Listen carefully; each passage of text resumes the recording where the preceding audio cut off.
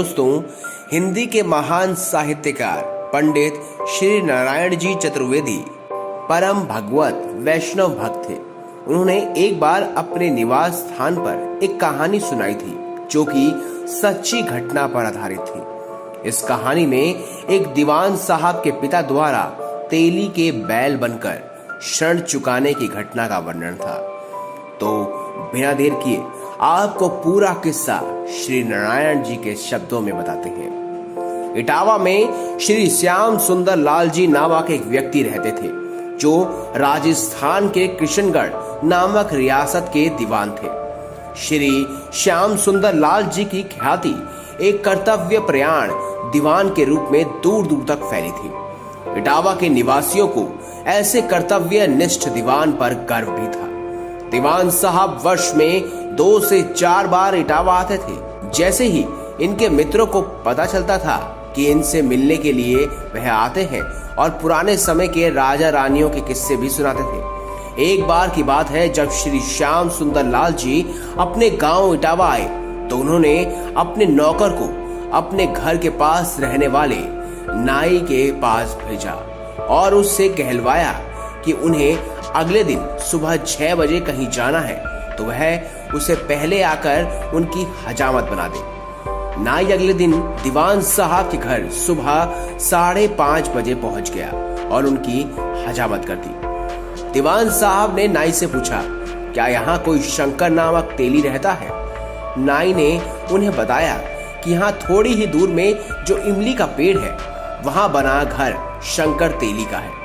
पर उसने बताया कि शंकर तेली तो मर चुका है और अब तो उसका बेटा तेल निकालने का काम करता है। दीवान साहब ने नाई से पूछा, मुझे इसी समय उसके घर ले चलो।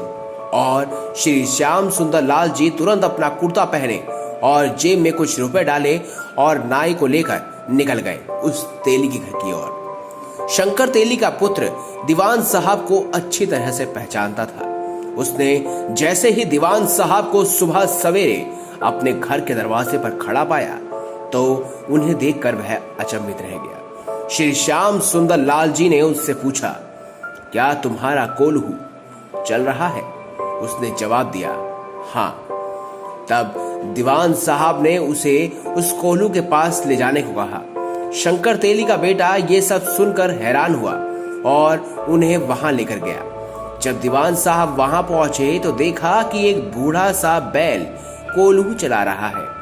वे ये सब देखकर उस बैल के पास जाकर खड़े हो गए। बैल उनके कुर्ते के आंचल को मुंह से पकड़ने का प्रयास करने लगा। दीवान साहब ने तेली के बेटे से कहा कि तुमने ये बैल जितने में खरीदा है उससे अधिक मूल्य मुझसे लेकर इसे मुझे सौंप दो। ऐसा कहते हुए दीवान साहब ने अपने कुर्ते की जेब से 15 रुपए निकाल लिए और तेली के हाथ पर रख दिए। ये सब अचानक होते हुए देख तेली असमंजस में पड़ गया और ये भी सोचने लगा कि ये बैल तो बूढ़ा हो गया है और 15 रुपए में एक नया जवान तगड़ा बैल आ जाएगा। ये सब बहुत ही अटपटा सा है।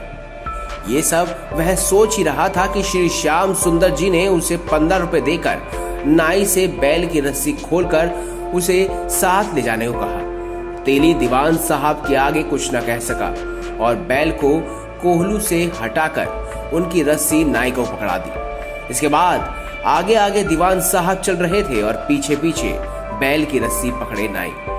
समय समय पर दीवान साहब मुड़कर बैल को देख लिया करते थे। जैसे ही दीवान साहब ने नजदीक चढ़ाई आई तो बैल चढ़ाई पार करते करते थक गया और हाफने लगा। एक शिव मंदिर के सामने आकर वह बैल रुक गया।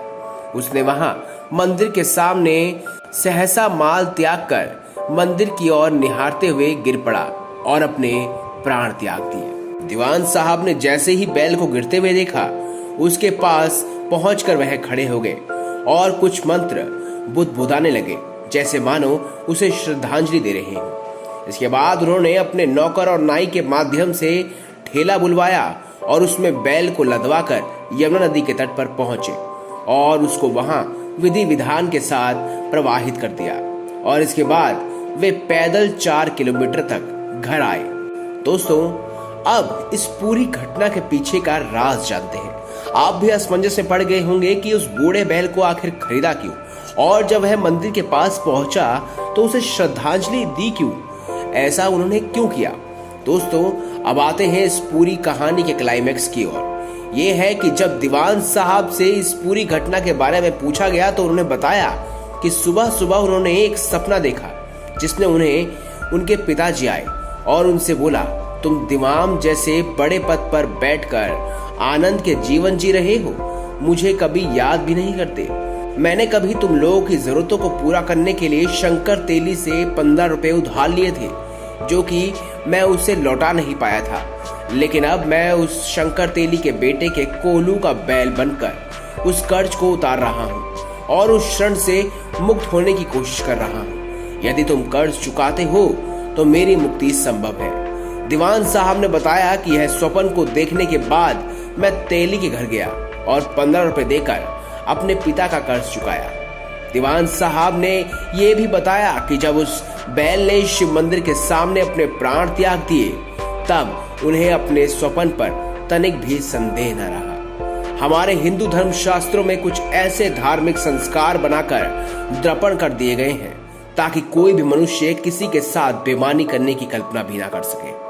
हमारे धर्म शास्त्रों में यह स्पष्ट रूप से लिखा है कि किसी का भी क्षण चूके बिना मानव कल्याण संभव नहीं है। यदि किसी को अपने माता पिता के लिए गया श्राद्ध करना है तो उससे पहले उसे अपने पिता का सारा ऋण चुकाना चाहिए, क्योंकि इसके बिना गया में प्रीत श्राद्ध का कोई भी फल प्राप्त नहीं हो पाता है। तो इसलिए दोस्तों, अगर आपको हमारी ये कहानी खास अच्छी लगी हो तो इस वीडियो को लाइक कीजिए, हमारे चैनल को सब्सक्राइब कीजिए और इसे ज्यादा से ज्यादा शेयर भी करें। साथ ही साथ कमेंट बॉक्स में हर हर महादेव लिखना ना